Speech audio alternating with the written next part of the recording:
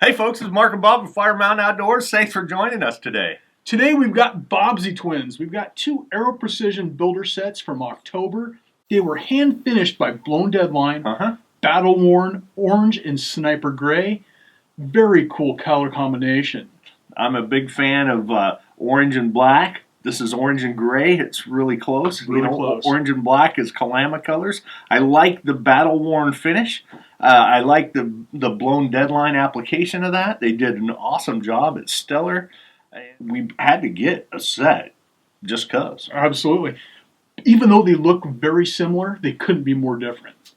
What is different about yours? They've already seen this one in action. They have. This is a new one. I took my set and I took it in a different direction, Bob. Right here, I have my trusty Ruger 77. This is a stainless Mark II model, and I have used this to successfully harvest two very, very nice mule deer. It's a great rifle, but I wanted to harvest a mule deer with an AR. The problem is, where I hunt, there's the very distinct possibility that you're going to get a 400-yard shot. Right. So I wanted an AR that was legal in the state of Washington to hunt with, and that had the power and the accuracy and the range to reach out to 400 yards and reliably and humanely take down an animal. The 300 blackout, I feel comfortable to 200 yards. Right. 400 yards bullet drop was too much. So I built the 300 blackout thinking I was going to use that for deer hunting. It works great around here, but once you go east in the mountains and it opens up, I ended up, once again, taking this rifle. I didn't harvest a deer this year, but I did pack that rifle around.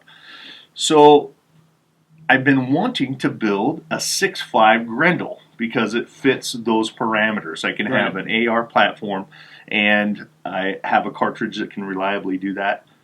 So finally, I put it all together.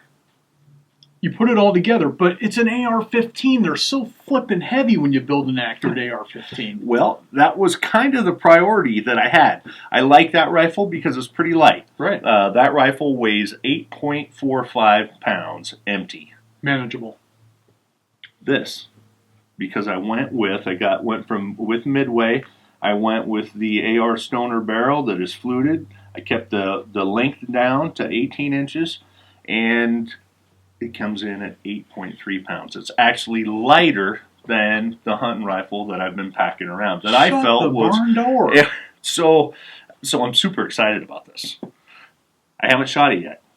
I've just assembled it. I put it together of a bunch of different components. I don't know how it's going to work, if it's going to work. I don't know if it's going to be accurate. I don't know what.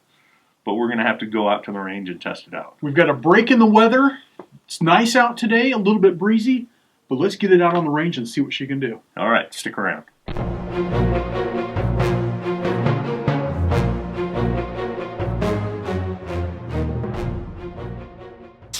Freaking cold out today at the Fire Mountain Range, and with the battle-worn finish, as it hunting gun, it gets beat up in the truck or in the woods. It's just going to add to the whole flavor and feel of it. I used AR Stoner barrel from Santa Larry, Mr. Larry Potterfield at Midway. Midway takes a lot of people's money, but they got good stuff. And so I went with the Stoner barrel because I wanted the fluting. I wanted it lightweight. I went with the 18-inch barrel, and it's got a mid-length gas system on it. I think I'm using a Daytona Defense gas block, and you know, we're fans of the crank style muzzle brake. Instead of the full-on steel crank muzzle device that I usually use, I went with the lightweight can from Guntech. So that's really just an aluminum cone. Puts all the muzzle blast forward. It's not necessarily a brake, doesn't control muzzle rise. I'm not really concerned about that. I just want all the blast going forward because in the woods it's likely I'm not going to be wearing any kind of hearing protection. One drawback to this barrel, you can see I had to get a thread adapter. I got that from CNC Warrior. because this barrel was threaded in 9/16, which is an oddball. So most everything you're going to find is in 5/8, and this one's in 9/16. So it's got an adapter on there. I'm using a Leupold Mark AR 6 to 18 scope, and I'm using the barrel came with a matched bolt. I'm running inside a nickel boron bolt carrier. Of course, I got a bad lever. Enough blah blah blah. This is going to be the first time I've shot it since I built it. Let's get busy. And those are AR Stoner magazines. They are the AR 6.8. Stoner magazines. They have a follower that's optimized for the 6.5 Grendel.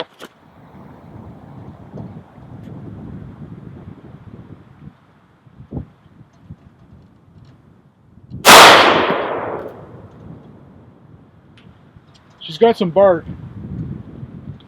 All right, and I am low and left, so I'm going to adjust that. It is windy and cold. Oh, bullseye! All right, so that was at a 25-yard target. I'm happy how it's zeroed there. We're gonna go out to the 50.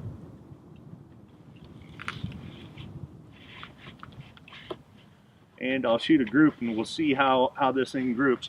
I'm using the 6.5 Grendel AMAX match ammo for Mortity. 123 grain.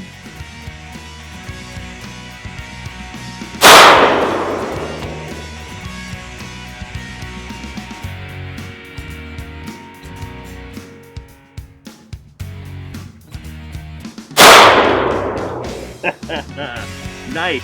So that was a keyhole shot. I'm going to save that for grouping purposes, but when I move down to out to 50 yards, it went up quite a bit, probably because of the different rashes in our height. So I'm going to dial it back down.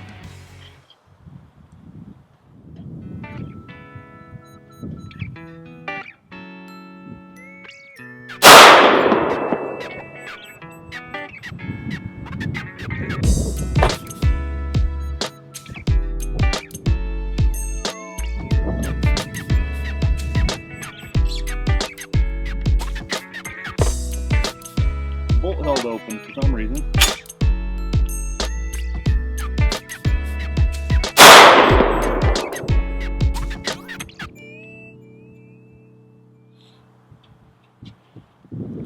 And there's something funny with this magazine.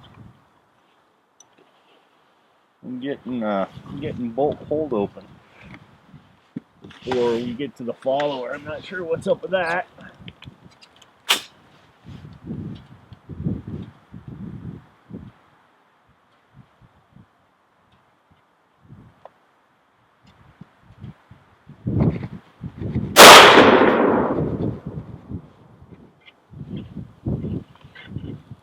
You got bolt hold open again.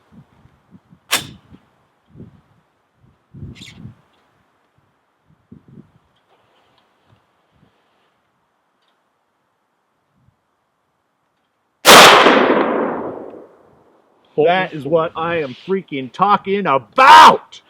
Ha! Yeah! Let's go look at those. That is it. I am super happy. Initial impressions. This is doing what I want. This right here. This is what I expect and hope for out of every single AR build that I do.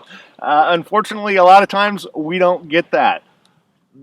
This was my first group right here. Bullets touching.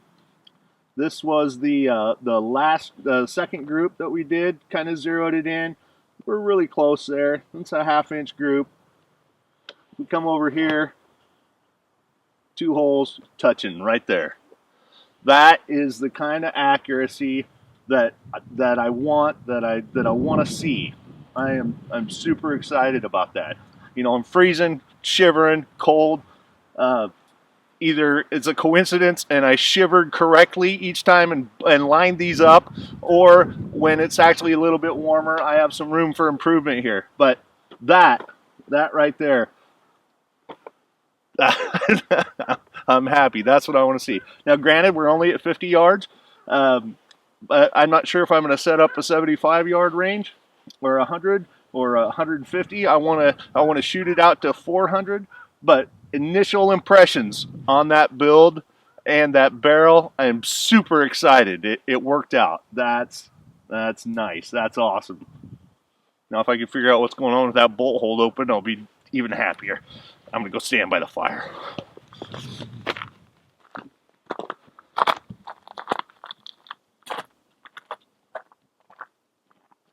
We've got some bowling pins set up at 100 yards. All right, 100 yards. Got pink bowling pins. I'm gonna go for the one on the left. All right.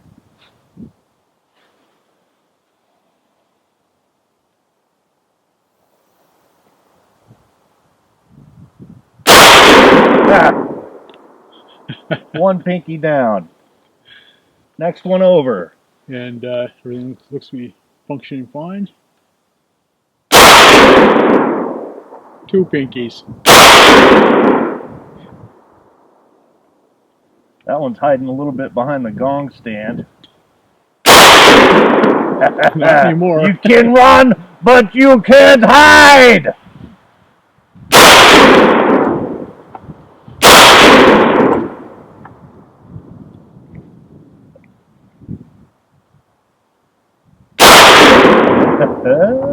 Moving.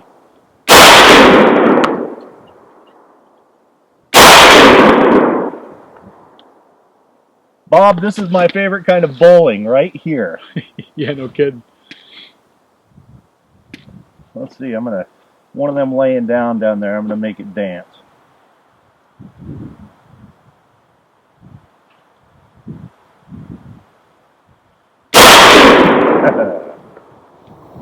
Nice. Nice, nice, nice. The pin slayer. That's very, very cool. I love this rifle. You want to shoot it, Bob? Of course I do. All right. This looks like a kick. It might be a problem with the mag. I didn't have an issue on that one. All right, Bob's going to give it a go. My turn for a little bit of bowling. On this incredibly blustery day. It's very, very windy, Bob. All right. Well, I'm going to take a whack at some of these bowling pins. All right. Which one are you shooting at? Center top. All right. Whack.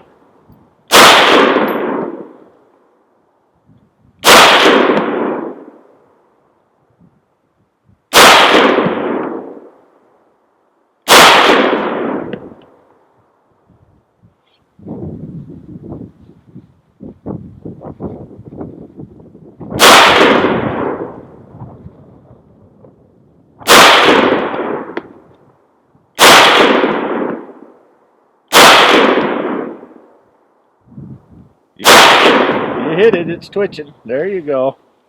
Boy, she's about right on. Yeah, and had full function there too. No bolt hold open. Yeah, I like those pink pins because you can see exactly where that, it's like a shoot and see target. You can see exactly where that bullet impacts when you're shooting at them. So yep. I don't think the camera can see that, but that was great. Fantastic, nice rifle. Looks eerily similar to mine. Brr. That was bitter cold, Bob. I've never been so happy to get in by the fire. Well, I probably have been. Yeah. I'm super, super happy with this rifle. Well, and as you should be. We're just going to look at the groups again. So that was a sight-in group at 50 yards, and there's 2 bullet holes touching. Made some adjustments right there, and it came in That one's a 1/2 inch. That one's a 1/4 inch. I mean, and then that one's the 1-holer. 1-holer.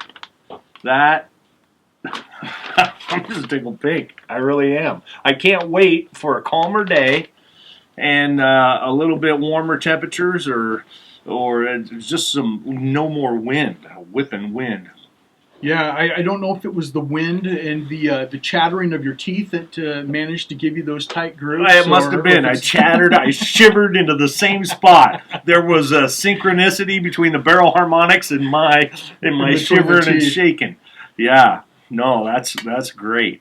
And then after we got that sighted in, then the Fiesta de la Resistance, was shooting at those pink bowling pins at 100 yards. Right. It's a pin slayer. It certainly is. Yeah, I did find a couple of things that I am going to change. That bolt hold open issue, that went away with the other magazine. So I don't know if it's a magazine thing or not. I noticed that with the larger case head of the Grendel ammo, that I think one of the case heads might have been actually triggering the bolt hold open. It also looks like one of the legs possibly is cracked in the follower. So we had no problems with this other magazine. So I'm gonna run the paces through both of those and see if I can't narrow that down and make it happen again. But I was glad that went away. I put this sling mount back plate on here, and I want to take it off right now. With it being 25 degrees out there with 20-mile-an-hour winds, every time my thumb hit that thing, racking that thing back, I just wanted to swear. Yeah, that was a stupid idea. I think I got those for a pistol build. I had it laying around, and I thought I'd put it on there because it'd give me another sling mounting option. Nope, it's out of there. Yeah, so you got Strike Industries charging handle that you put on there. That worked flawlessly. Yeah, and the reason I went with that is I needed a charging handle, and it came in a sniper gray that kind of matched the finish, so I just went with that one. It works well. It's kind of got some cool machining on it. Right. I've used there's an ice bolt carrier. I'm using the bolt that came with the stoner barrel. With the stoner barrel. Santa Larry delivered the barrel from Midway, and I'm super happy with that combination. There, there's a ton of options in a 6.5 barrel. You can easily spend $700 or $800 on a Grendel barrel. The AR Stoner was less expensive. I'm super happy with how it shot. I'm super happy with the weight. I went with the fluting on it, kept the weight down. The only caveat I have, and I still have that caveat, is the 9/16 threads on the end.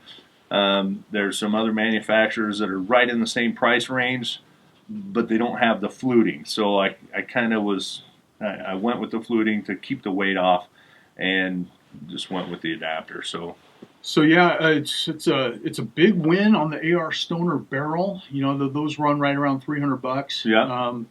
With the bolt, which is a fabulous combination, because if you are wanting to change over your AR15 to 6.5 Grendel, you are going to have to change out your bolt. That's right. Your magazines are not going to be interchangeable. You're going to have the special.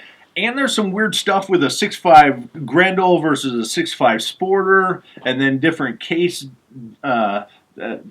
setbacks on the bolt itself, a Type 1 and a Type 2, and it's really kind of confusing. It was nice to just get that as a pair. It's a match set. It's made to go together. Just stick it in there and run it. Yeah. The whole thing went together pretty easy. As usual, I put the gas block on, and then went to install it and had to take the gas block off because I forgot the barrel nut. But I really like the Aero Precision, this enhanced setup where these are a matched pair. That's a really nice setup. Yeah, it makes installing your handguard right into that receiver really a no-brainer, because the barrel nut, the receiver extension on the upper right there is just built to where that's supposed to screw in, and it's just everything's really, really solid. Really solid, really rigid. We can see by the group, so we got that this is a great combination. Straight out of the box. Straight out of the box. 1/2 inch. First shots fired. Yeah, pow. like it should be, like I want every build to be. And this one did it. You know, to quote Mr. Whalen, what did he say? You know, an accurate rifle is interesting. Only accurate rifles are interesting. And I don't know, I'm kind of interested with a lot of other ones that are high volume and maybe less accurate, but this has the beautiful combination of both. We have the option of some high volume, but it is accurate. And that's what I want. That's what I want out of a hunting rifle. You know what? Those deer that I got, I was lucky enough, both of those bucks were actually short range. I busted them out of their beds, and they were within 40 yards. So Right. they were close shots. But the potential's there that I may see one across the canyon, and it may be 400 yards, and I want to be able to get that guy also. So this is going to do it. Yeah, the biggest downfall, you know, with this Hornady ammo that we were using today, I mean, it was highly accurate, but you know, this was $24 a box pre-tax, Right. and you know, Wolf's making some ammunition, steel cased. Yep. I don't know what that's going to do, you know, accuracy wise, but the price is almost too good to pass up. Well, it's very attractive. So I found the Wolf ammo. So here's the thing. So any rifle, my philosophy is that any rifle that you have, especially if it's a battle-oriented rifle that you have that may be called to duty, you should have a significant backstock of ammo. Well, if ammo's a buck and a half a round, it's pretty expensive. Right. So with the 300 Blackout, I've kind of got around that because I form my own brass and I reload, and so I've made my own significant backstock economically. And I can probably do that with the 6.5 Grendel too, but with the Wolf ammo, it's like 35 cents a round. Yeah, it's like less expensive than like American Eagle 5.56 stuff. Right.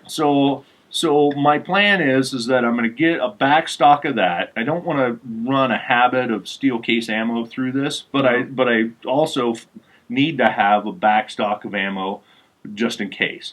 And they have brass cased ammo that's about 68 cents a round. Wolf Gold or something Or the like that. Privy Principan or however you say PPU. that. Yeah, that stuff. So there's plenty of affordable options for the Grendel. But this stuff, that puts the bullet that you need, that one a year. So that one a year or two a year that you might use actually in a hunting situation. Yeah, we're getting ready to build up a new rifle for my dad, and he's already got the 5.56 AR15 handled. So I'm thinking I'm going to talk him into doing the 6.5. So I think he'd really be tickled with that.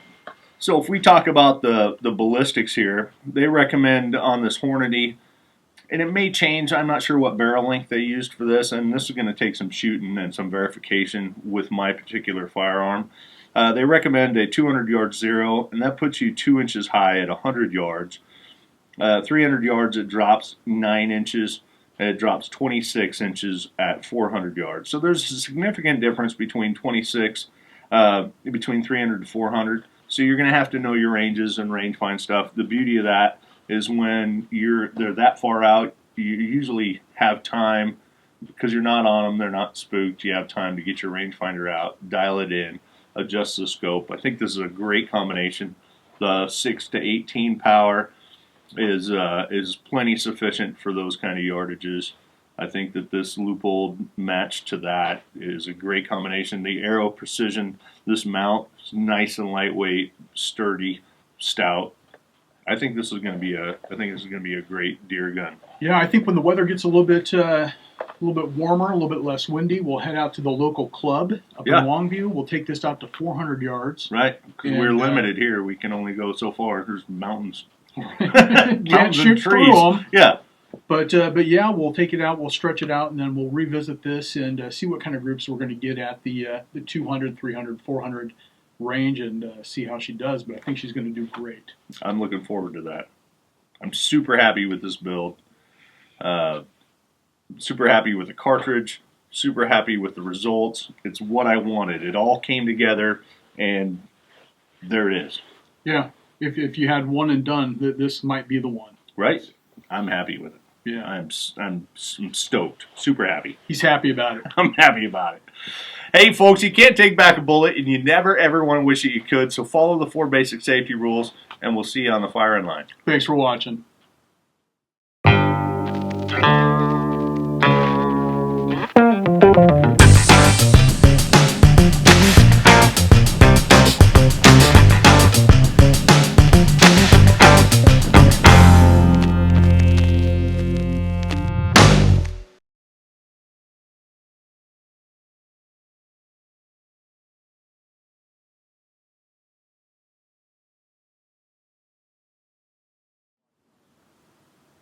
He's still happy about it.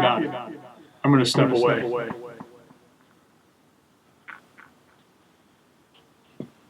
you put too much confidence in it? I think they're still watching. He's still there. Hi. Okay, we're done. Go away! We're gonna turn off the camera. Click next video. Yep. You can watch like the other AR15 video on this one. Yeah. We'll watch some other ones. Yeah. Maybe comment below that you want to see Mark's build that he's working on in part of that competition that's supposed to take 3 months. Oh, yeah. Where did it go, Mark? It's in the safe. I'm working on it. It's almost there. Thanks for watching. Thumbs up. Like and subscribe. See ya.